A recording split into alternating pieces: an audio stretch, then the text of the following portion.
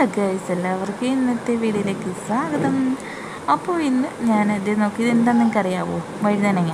അപ്പോൾ വഴുതനങ്ങയുടെ മെഴുക്കുവരട്ടി ഉണ്ടാക്കാമെന്ന് വെച്ചു. അപ്പോൾ ഞാൻ കഴിഞ്ഞ ദിവസമാണ് ന്യൂസിൽ കണ്ടത്, നമ്മുടെ ആറന്മുള സദ്യയുടെ പ്രധാനപ്പെട്ട ഐറ്റമാണ് ഈ എന്താ പറയുക വഴുതനങ്ങ മെഴുക്കുവരട്ടി. ആറന്മുളയപ്പൻ്റെ പ്രധാനപ്പെട്ട ഇഷ്ടപ്പെട്ടൊരു ഭക്ഷണത്തിൻ്റെ എന്താ പറയുക കൂട്ടുകറിയാണ്.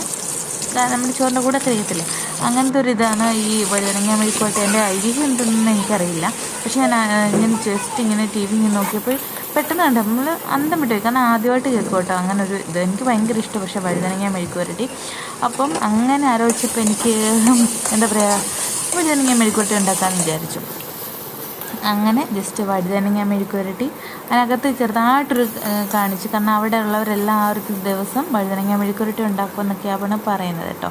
അപ്പോൾ അതിനകത്ത് കാണിച്ചിട്ടുണ്ട്. അപ്പം ഞാനങ്ങനെ വഴുതനങ്ങ മെഴുക്കുവരട്ടി ഉണ്ടാക്കി. അല്ലെങ്കിൽ എനിക്ക് ഭയങ്കര ഇഷ്ടപ്പെടുന്നത് കേട്ടോ, ഭയങ്കര ഇഷ്ടം എന്ന് പറഞ്ഞാൽ ഭയങ്കര ഇഷ്ടമാണ്. പക്ഷേ സ്റ്റോണിനെതിരാണെന്ന് പറയുന്നത്, എനിക്ക് ഓൾറെഡി സ്റ്റോൺ ഉള്ളത് കൊണ്ട് എനിക്ക് ഒത്തിരി കഴിക്കാൻ പറ്റത്തില്ല. പിന്നെ ഉള്ളത് മീൻ, നമ്മുടെ സി ഡി മീനായിരുന്നു. സി ഡി മീൻ വറുത്തതും പിന്നെ തേങ്ങ അരച്ച് പറ്റിച്ച് അല്ലെങ്കിൽ തോരൻ എന്ന് പറയത്തില്ലേ. പിന്നെ ഉച്ചയ്ക്ക് എൻ്റെ ജീവിതത്തിൽ ആദ്യമായിട്ട് PTA മീറ്റിംഗ് കൂടിയിട്ട് വരിക കേട്ടോ.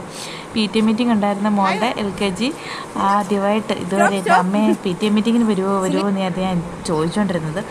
ഇപ്പോൾ എന്തായാലും ഞാൻ PTA മീറ്റിങ്ങിന് പോകുന്ന എന്താ പറയുക കാലമായി ഒന്നും പറയണ്ട. എനിക്ക് ആകെ ടെൻഷനായിരുന്നു. എങ്കിലും PTA മീറ്റിങ്ങിന് പോയിട്ട് വന്നപ്പോഴത്തേന് എനിക്കൊരു കൂട്ടുകാരുടെ വണ്ടി കിട്ടി. അങ്ങനെ ഞാൻ വീട്ടിൽ വന്നിറങ്ങിയപ്പോഴത്തേന് മോൾ അങ്ങ് തിരിഞ്ഞ് കഴിക്കാനൊന്നും മേടിച്ചില്ല എന്ന് പറഞ്ഞുകൊണ്ട് പിന്നെ ഞാൻ രണ്ടാമത് വീണ്ടും കടയിൽ പോയി കുറച്ച് ബിസ്ക്കറ്റും ഒക്കെ വാങ്ങിച്ചുകൊണ്ട് വരിക കേട്ടോ.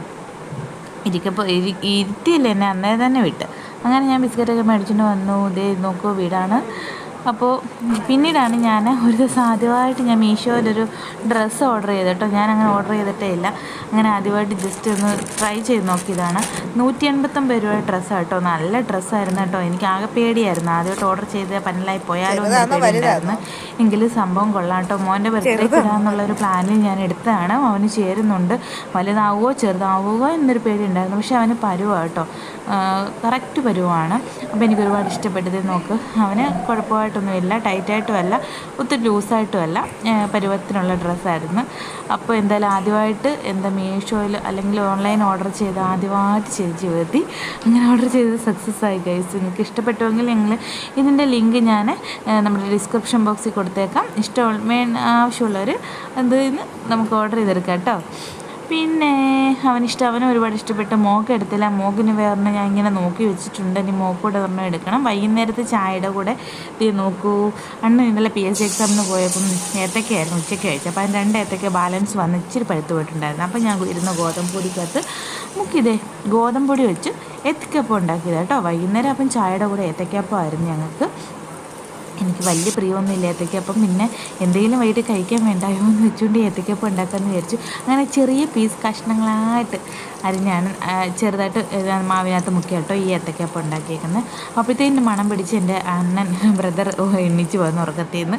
അങ്ങനെ വൈകിട്ട് ഞങ്ങൾ ചായയുടെ കൂടെ ഏത്തയ്ക്കപ്പമായിരുന്നു കഴിച്ചത്. മോൾക്ക് അത്ര ഇഷ്ടമല്ല. അപ്പോൾ ഇത്രയുള്ള വീഡിയോ എല്ലാവർക്കും ഇഷ്ടപ്പെട്ടെങ്കിൽ വീഡിയോ ഒന്ന് ലൈക്ക് ചെയ്യണേ. ലൈക്ക് അത്യാവശ്യമാണ് കേട്ടോ, ലൈക്ക് ചെയ്യണേ. അതേപോലെ ചാനലാക്കിയിട്ട് കാണുന്നവരുണ്ടെങ്കിൽ ചാനൽ സബ്സ്ക്രൈബ് ചെയ്യണേ. വീണ്ടും നമുക്ക് അടുത്ത വീഡിയോ കാണാം. അതുവരെ ബൈ.